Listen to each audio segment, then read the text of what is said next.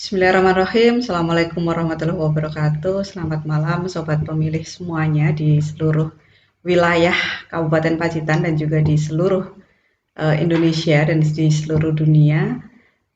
Tengah malam hari ini di KPU Pacitan saya kedatangan tamu yang spesial, yang luar biasa, datang jauh dari kota yang jauh di Malang. Beliau adalah Mas Arbayanto, Mas Muhammad Arbayanto. Nanti kita memanggilnya Mas Arba begitu saja, dari salah satu komisioner atau anggota KPU Provinsi Jawa Timur.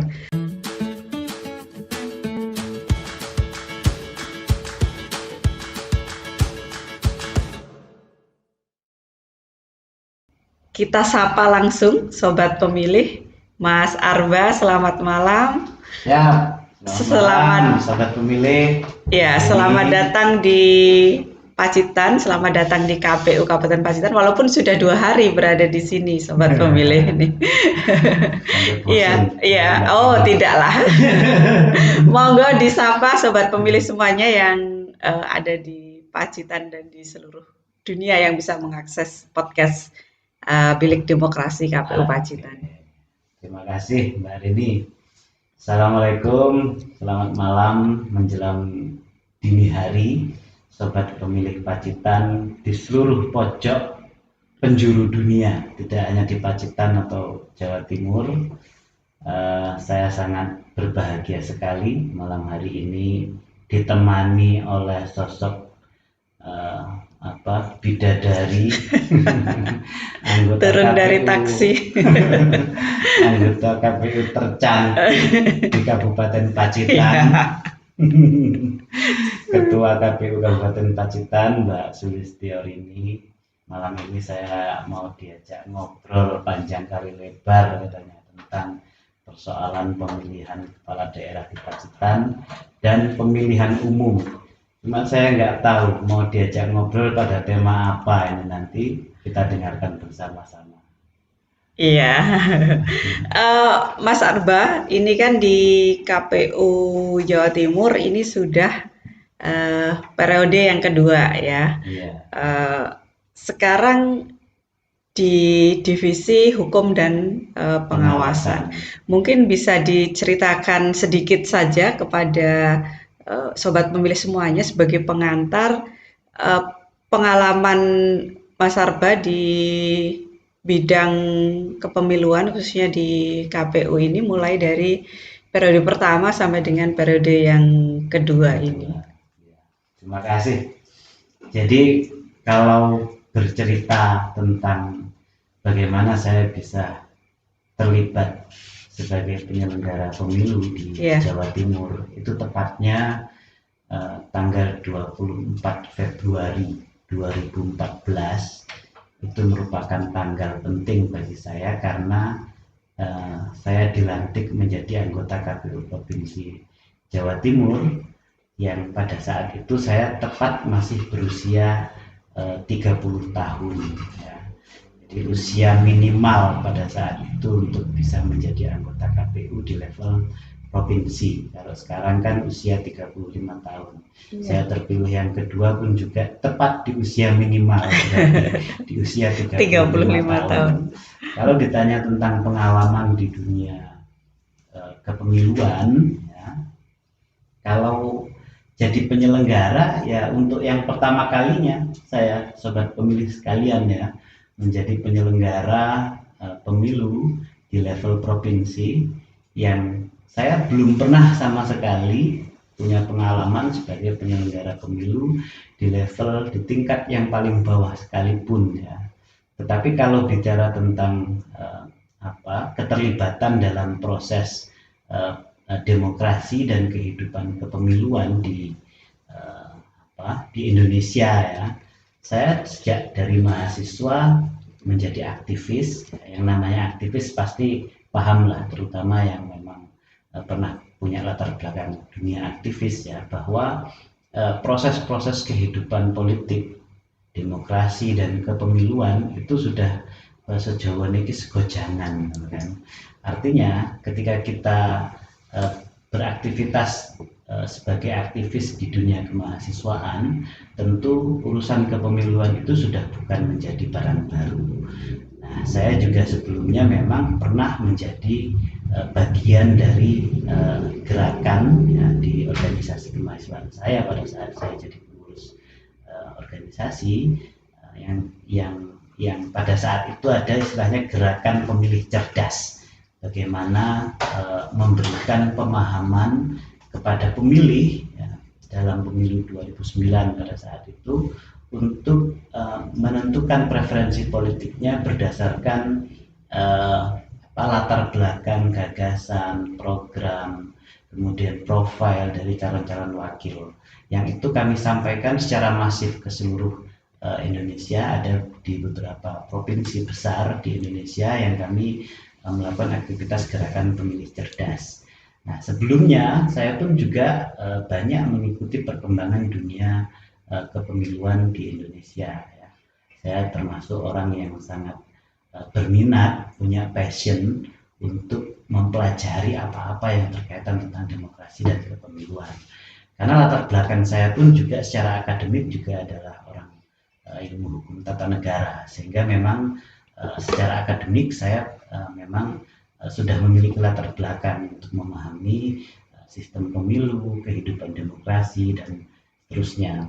Sehingga tahun 2014 meskipun untuk pertama kalinya saya terlibat secara resmi menjadi bagian dari korps penyelenggara pemilu, administrator pemilu di tingkat provinsi, ya alhamdulillah pada saat itu saya dilantik sudah di tengah-tengah tahapan pemilu. Jadi tidak ada waktu untuk belajar apalagi untuk bergembira, bereiforia terpilih sebagai anggota KPU, karena langsung lari istilahnya Ketua KPU RI pada saat itu Bapak almarhum Husni Kamil Manik. Tidak ada waktu lagi untuk Anda belajar, tapi Anda langsung harus bekerja, berlari ya, untuk melaksanakan tahapan-tahapan pemilu yang sudah sangat krusial pada saat itu di tahapan kampanye dan sudah menjelang tahapan pemungutan dan perhitungan suara di bulan April ya. Sehingga memang luar biasa kerja-kerja yang harus dilaksanakan sebagai penyelenggara pemilu pada saat itu. Tapi alhamdulillah Mbak Rini ya, sobat pemilih sekalian, saya mampu melalui situasi itu. Ya kalau bicara soal problem pasti ada. Yang namanya penyelenggara pemilu, jangankan yang baru, yang sudah lama pun juga akan menghadapi persoalan-persoalan yang mulai dari sengketa, kemudian pengaduan-pengaduan dan seterusnya. Itu sudah hal yang biasa. Nah, saya mampu melalui itu dan menjadi bagian dari kegembiraan kolektif karena sukses menyelenggarakan pemilu 2014 secara nasional. Jadi saya termasuk di dalamnya yang ikut merayakan bahwa pemilu 2014 itu diselenggarakan dengan baik ya. Legitimasinya cukup kuat, partisipasi politik masyarakatnya juga sangat tinggi, khusus di Jawa Timur ini menjadi luar biasa. Dan ketika saya terpilih untuk yang kedua kalinya, ya lebih enjoy gitu, karena ya passion saya itu memang ya kalau saya saya mencoba untuk menikmatinya ya ternyata passion saya memang di dunia kepemiluan. Iya, luar biasa ya sobat pemilih. Jadi selama 2 periode, hampir 2 periode. Ini yang kedua masih beberapa tahun lagi ya. Terkait dengan salah satu asas penyelenggaraan pemilu tadi, Mas Arba ini kan divisi hukum. Dari pertama divisi hukum ya. 2014 saat dilantik, kemudian saya diamanati memang sebagai penanggung jawab divisi hukum. Kemudian di 2015 saya geser di divisi teknis sampai Februari 2019 saat terpilih untuk periode yang kedua, saya kembali lagi ke divisi hukum. Ya. Memang lagi. Sudah rumahnya di situ kayaknya. Dihukum lagi di KPU provinsi. Ya. Terkait dengan asas penyelenggaraan pemilu berkepastian hukum. salah satunya. Bagaimana Mas Arba memaknai bahwa penyelenggaraan pemilu ini harus berkepastian hukum? Iya, saya teringat dengan apa yang disampaikan oleh Profesor Ramlan Subakti, ya, salah seorang guru besar ilmu politik dari Universitas Airlangga yang juga ya semacam apa pemikir besar kepemiluan. Beliau juga pernah menjadi anggota KPU RI. Beliau pernah menyampaikan bahwa pemilu yang modern, ya, jadi demokrasi di dalam kehidupan masyarakat yang modern itu ciri khasnya itu kan adalah pemilu. Nah, semakin berkualitas pemilu maka ada prinsip yang harus diikuti. Jadi predictable process but unpredictable result. Jadi pemilu yang modern itu adalah pemilu yang berkepastian hukum. Seluruh aktivitasnya, ya, seluruh langkah kebijakan yang dilakukan oleh penyelenggara itu harus ada landasan hukumnya. Termasuk juga tahapan-tahapan penyelenggaraan itu juga harus berkepastian hukum, sehingga kepastian tahapan itu adalah bagian dari bentuk kepastian hukum dalam pemilu. Nah, KPU tentu juga bersama Bawaslu, ya, karena memang dianggap sebagai penyelenggara pemilu bersama-sama juga dengan DKPP di dalam undang-undang pemilu kita, tentu harus melaksanakan seluruh rangkaian tahapan pemilu itu dengan prinsip kepastian hukum. Jadi predictable process. Itu yang menyebabkan penyelenggara pemilu itu identik dengan hanya sebagai administrator pemilu, gitu kan. Tetapi dengan prinsip kepastian prosedur, kepastian hukum, kepastian tahapan itu tadi, semakin pasti tahapan, karena politik itu dinamis, dia harus unpredictable result. Jadi hasilnya itu tidak terprediksikan. Sangat tergantung dengan preferensi politik pemilih ketika menentukan pilihan-pilihan politiknya secara bebas, tanpa ada tekanan, rayuan, intimidasi dan seterusnya. Mereka bebas untuk menentukan pilihan-pilihan politiknya. Nah, unpredictable result itu di situ. Bedanya dengan demokrasi seolah-olah, gitu ya. Jadi demokrasi di mana hegemoni pemerintah, hegemoni kekuasaan itu menjadi tinggi. Kebalikan dari itu, unpredictable process but predictable result. Jadi prosesnya itu tidak bisa diprediksikan. Di satu kasus, satu waktu, satu wilayah tertentu ada kasus yang sama, tetapi penyelesaiannya berbeda, ya, tergantung keinginan mood penguasa, gitu kan. Tetapi predictable result, hasilnya sudah pasti.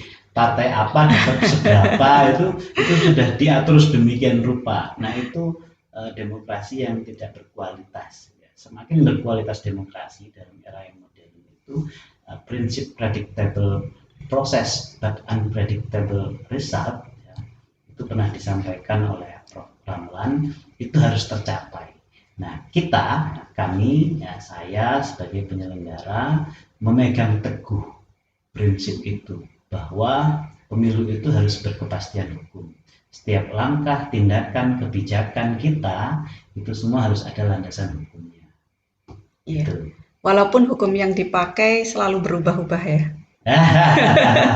Hukum yang dipakai untuk landasan itu. Soal perubahan itu kan memang regulasi kepemiluan kita ini kan masih mengalami perkembangan, karena memang demokrasi di Indonesia ini kan demokrasi yang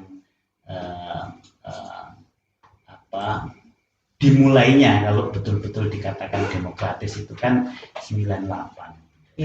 Nah, proses pematangan sistem kita itu sekarang sambil berjalan, sambil dioperasionalkan, sehingga wajar kalau kemudian dinamika regulasinya itu luar biasa. Kita sebagai penyelenggara pemilu, ya, saya merasakan betul bagaimana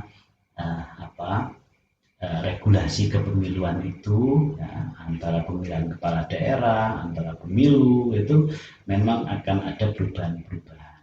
Iya. Tapi kita sebagai penyelenggara, karena ini sudah jadi passion ya. Jadi saya bekerja sebagai penyelenggara ini sangat menikmati. Justru dinamika itulah yang menjadi bumbu penyedap nikmatnya menjadi penyelenggara. Gitu. Terkait dengan kita ke yang umum dulu ya, terkait dengan tadi untuk prinsip penyelenggaraan pemilu berkepastian hukum, kemudian juga terkait dengan hukum yang dipakai ini selalu berubah-ubah. Menurut pandangan Mas Arba, ini lebih baik mana antara setiap pemilu kita membuat undang-undang atau satu undang-undang dipakai untuk beberapa jenis pemilu ataupun mungkin beberapa kali pemilu seperti itu. Yang terbaik itu sebetulnya kalau ngomong idealitas sistem ya, bukan hanya pemilu tetapi seluruh sistem kehidupan bernegara kita itu ada kepastian sistem yang menjadi pakem gitu kan. Yeah. Yang itu bersifat tidak bisa dikatakan kita berharap bahwa sistem itu menjadi permanen begitu ya, tetapi durasi dan rentang waktu keberlakuan sistem itu masih relevan untuk dipergunakan dalam rentang waktu yang panjang gitu kan. Sehingga ketika kita menjalankan sistem itu, maka kita bisa menemukan bukan hanya bicara soal kenyamanan ya. Kalau ngomong nyaman ini kan namanya nyambet gawe, itu kan memang ya nyaman dan tidak nyamannya itu justru itu nikmatnya kan, gitu kan. Tetapi ada kepastian karena ini kan bicara tentang sistem politik ya. Jadi sistem politik itu kan rentangnya panjang. Satu periode kekuasaan atau satu periode pemerintahan itu kalau di Indonesia 5 tahun gitu kan. Dalam rentang waktu 5 tahun itu kekuatan politik tentu harus mengkonsolidasikan diri untuk pada akhirnya kan demokrasi ini kan mengarah pada motivasi untuk kesejahteraan rakyat kan gitu. Nah, bagaimana mungkin kekuatan politik itu bisa mengkonsolidasikan diri untuk kesejahteraan rakyat ketika rentang waktunya itu berubah-ubah. Di setiap rentang waktu itu sistem politiknya berubah-ubah. Nah, keajekan sistem politik itu akan berimplikasi terhadap pada akhirnya itu terhadap misi untuk mensejahterakan rakyat juga. Makanya kemudian kalau bicara tentang sistem politik begitu, kalau ada perubahan-perubahan begitu, apalagi perubahan itu sangat mendasar, maka itu akan berpengaruh terhadap konsolidasi politik itu sendiri. Kalau konsolidasi politik itu tidak ajak, tentu pembangunan yang mengarah pada misi kesejahteraan itu pun juga menjadi berubah-ubah gitu kan, menjadi tidak ajak. Akhirnya apa yang dikorbankan juga adalah rakyat juga gitu kan. Bagaimana kemudian misalnya begitu ya, dapil misalnya, isu dapil. Kalau dapil itu berubah-ubah gitu, maka akan kerepotan partai-partai politik itu untuk melakukan konsolidasi politik gitu kan. Nah, sementara mereka harus memikirkan misi untuk kesejahteraan rakyat, pembangunan dan seterusnya, akhirnya harus berpikir tentang bagaimana melakukan konsolidasi politik yang tatanannya berubah-ubah akibat perubahan sistem-sistem politik yang diatur dalam regulasi kita. Kira-kira penjelasan jelimet ya. Iya. Jadi pada akhirnya lebih baik undang-undang itu satu, sistem pemilunya yang dipakai untuk beberapa periode begitu agar perjalanan demokrasinya juga lebih stabil begitu ya. Jadi stabilitas politik ini kan juga menentukan stabilitas ekonomi kan. Ya kalau ngomong secara praktis sebagai penyelenggara ini kan makin efektif, makin praktis, ajak sistemnya itu kan enak kalau jadi penyelenggara pemilu.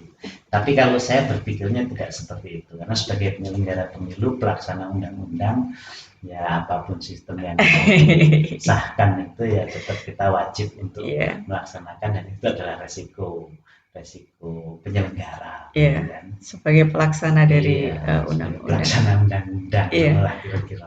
iya. Terkait dengan penyelenggaraan pemilihan serentak tahun 2020 yang tentu kita semua ketahui bahwa penyelenggaraan pemilu 2020 ini dilaksanakan di tengah kondisi pandemik Pandemi. COVID 2019. Nah, pada saat pelaksanaan yang biasa saja itu seringkali penyelenggaraan pemilu itu tersangkut atau terdapat masalah-masalah hukum yang itu bahkan mungkin tidak bisa diselesaikan di lokal wilayah kabupaten atau kota, harus banding dan lain sebagainya. Nah, terkait dengan pelaksanaan yang sekarang ini tidak biasa dilaksanakan di tengah kondisi pandemik, bagaimana saran dan masukan Mas Arba agar pelaksanaan ini bisa menjadi pelaksanaan yang aman walaupun di tengah kondisi pandemik 2019 COVID 2019 dan juga terhindar dari masalah-masalah hukum, baik itu penyelenggaranya maupun penyelenggaraannya.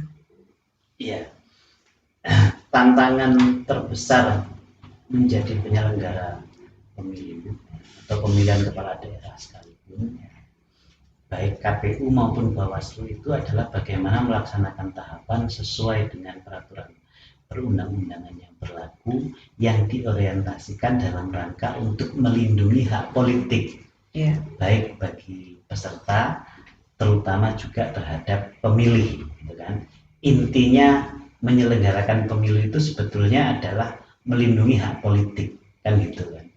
Jadi kalau hak peserta ya hak untuk dia dapat dipilih ya, dengan sekian banyak hak-hak administratif lainnya. Hak bagi pemilih adalah hak untuk bagaimana mempergunakan hak pilihnya dengan baik, tidak sampai hangus dan seterusnya. Kira-kira begitu, tidak dirugikan secara administratif dan seterusnya. Nah, melindungi hak politik itu adalah isu utama penyelenggara dalam proses-proses tahapan pemilu maupun pemilihan kepala daerah. Nah, dengan adanya pandemi COVID-19, ya, isunya itu menjadi lebih luas, tidak hanya sekedar perlindungan hak politik peserta maupun pemilih, tetapi juga hak kesehatan. Bagaimana menjamin tidak hanya bagi peserta dan pemilih lagi, termasuk penyelenggara, petugas badan ad hoc kita di lapangan yang mereka harus bekerja, ya, kita semua, saya ya teman-teman KPU Kabupaten Kota, Mbak Rini pasti juga merasakan ya betapa was-wasnya ketika melaksanakan aktivitas-aktivitas terutama di lapangan, begitu kan. Rapat-rapat bersama pihak-pihak dalam jumlah tertentu di dalam ruangan begitu, itu begitu was-was kita. Jadi tidak hanya kemudian kita melindungi hak kesehatan peserta dan pemilih, tapi diri kita sendiri dan teman-teman penyelenggara sampai di tingkatan badan ad hoc. Jadi isunya itu tidak hanya sekedar hak politik, tetapi juga hak kesehatan. Perlindungan terhadap hak politik itu sendiri pun juga atas dasar itu KPU seringkali kemudian disoal, dikomplain, jadi electoral complaint, baik itu karena pelanggaran, ya, mulai dari pelanggaran etik, administratif, bahkan pidana, gitu, maupun dikomplain keputusan-keputusannya dalam sengketa, baik sengketa proses maupun sengketa hasil. Itu pada dasarnya kan diorientasikan terhadap perlindungan hak politik ketika kemudian ada keputusan KPU yang dianggap melanggar, gitu kan, melanggar hak politik peserta. Nah, ke depan ya dengan tahapan pemilihan kepala daerah kita dalam situasi pandemik, kita juga ada tantangan baru melindungi hak kesehatan. Nah, ini yang harus kita pikirkan ke depan ya di setiap tahapan kita, yang KPU RI dalam hal ini sudah menerbitkan regulasi PKPU nomor 6 tahun 2020 yang sekarang sudah diperbaiki ya. Nah, itu pada dasarnya diorientasikan di setiap tahapan penyelenggaraan pemilihan kepala daerah menerapkan prinsip protokol COVID-19, jadi protokol kesehatan. Bagaimana harus jaga jarak, mempergunakan APD, kemudian aktivitas penyerahan dokumen yang itu sesuai dengan protokol COVID-19 itu seperti apa, itu semua diatur. Tentu tidak seleluasa seperti kita menyelenggarakan tahapan pemilihan kepala daerah dalam situasi yang tidak ada pandemi COVID-19. Nah, kemungkinan partisipasi politik masyarakat menjadi turun itu tentu ada ya, jadi tantangan-tantangan itu pasti muncul gitu kan. Nah, kalau dari saya ya, ketika bicara soal bagaimana menyelenggarakan tahapan pemilihan kepala daerah di situasi pandemi COVID-19, ya pada satu sisi kita upayakan untuk melaksanakan tahapan sesuai dengan peraturan. Hak politik peserta maupun pemilih itu harus dilindungi. Di sisi yang lain kita pastikan setiap tahapan kita itu menerapkan secara konsisten protokol COVID-19 ya. Sehingga hak politik dan hak kesehatan bisa tetap dijaga dan terjaga ya. Ya. Mas Arba, ini yang terakhir nih, saya minta Mas Arba memberikan pesan kepada penyelenggara yang ada di seluruh Kabupaten Pacitan ini untuk bisa bekerja dengan sebaik-baiknya dalam seluruh proses pelaksanaan Pilbub Pacitan tahun 2020 ini. Pesannya cuma satu, bekerja dengan penuh kebahagiaan. Yes. Jadi kalau kita bekerja itu karena beban, itu pasti kita akan menghadapi kondisi jenuh, bosan, kemudian pusing, nggak jarang juga menjadi frustasi gitu kan. Apalagi kita bekerja sebagai penyelenggara ini di bawah tekanan, baik itu tekanan tahapan maupun tekanan politik gitu kan. Sehingga kalau kita bekerjanya itu dengan beban gitu, maka kita tidak akan menikmati dan kita tidak akan maksimal. Jadi kreativitas kerja kita, inovasi, jalan keluar terhadap setiap persoalan itu buntu kalau kita bekerjanya itu dengan pikiran bahwa ini adalah beban. Tapi kalau kita bekerja dengan semangat ini adalah passion, ya, kita menikmati, maka insya Allah semua itu akan kita lalui tanpa kebosanan, tetapi penuh dengan kebahagiaan. Iya, dan kebahagiaan itu meningkatkan imun tubuh. Nah, itu penting. Kalau untuk pemilih semuanya yang ada di Pacitan, pesannya seperti apa? Tentu harapannya agar partisipasi masyarakat di Pacitan ini bisa terus naik, seperti itu. Ya, pemilih yang cerdas. Pemilih yang cerdas itu adalah pemilih yang menentukan preferensi politiknya berdasarkan rasionalitas tertentu. Apa rasionalitas atau ukuran-ukuran seorang pemilih yang cerdas dalam menentukan pilihannya? Pertama, yang akan tampak itu profil, figur calon pemimpin. Dia bagaimana latar belakangnya, selama dia berkiprah di dalam dunia sosial, baik itu ketika dia menjadi pejabat kenegaraan gitu, atau kemudian kiprah di dunia organisasi kemasyarakatan misalnya, ya, dia tidak pernah menunjukkan indikasi-indikasi untuk melakukan perbuatan-perbuatan yang merugikan kepentingan umum. Itu satu, ngomong profil figur ya. Yang kedua, program apa yang dia tawarkan cukup relevan tidak dengan kebutuhan kesejahteraan masyarakat. pembangunan infrastruktur, pemberdayaan ekonomi, bagaimana kemudian program-program untuk isu-isu seperti lingkungan, perempuan, ya, dan seterusnya, itu penting untuk dijadikan sebagai rujukan pilihan, gitu ya. Dan terakhir, menurut saya, pemilih yang baik itu adalah pemilih yang menentukan pilihannya karena mimpi dia untuk bagaimana Pacitan ini menjadi lebih baik, sejahtera, ya, makmur, ya, makmur, jasmani dan rohani, gitu. Kan ini kan pemimpin itu kan akar katanya kalau menurut orang-orang itu kan pemimpi. Jadi memilih pemimpin itu tidak akan jauh-jauh dari mimpi pemilihnya untuk bagaimana seharusnya pemimpin itu bisa mewujudkan mimpi-mimpi mereka tentang masa depan Pacitan.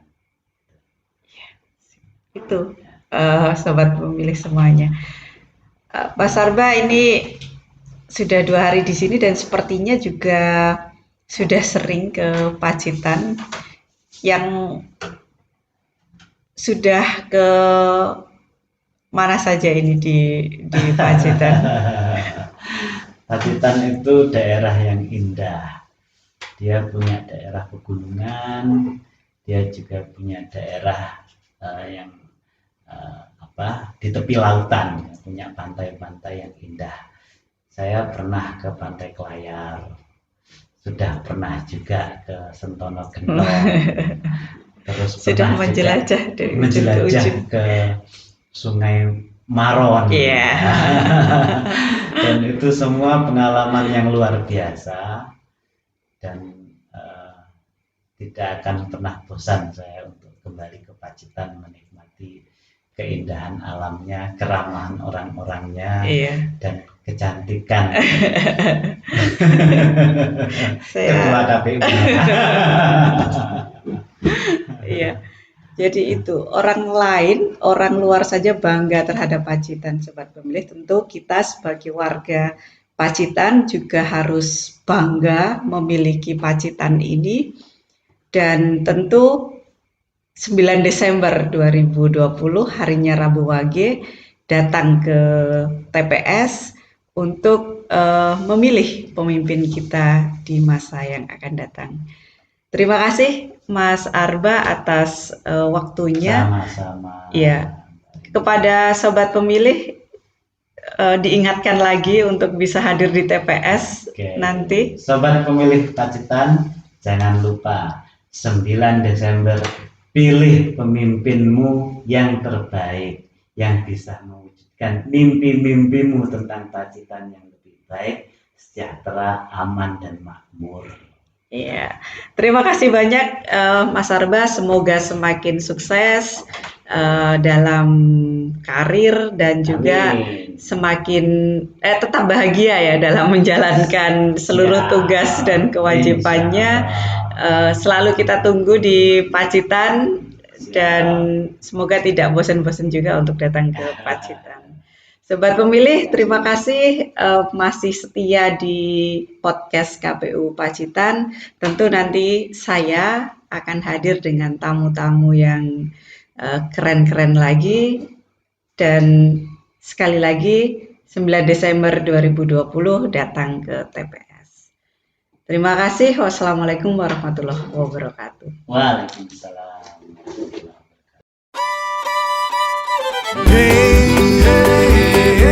Marilah semua bersama-sama gunakan hak suara. Yo, ayo memilih bupati, juga wakilnya.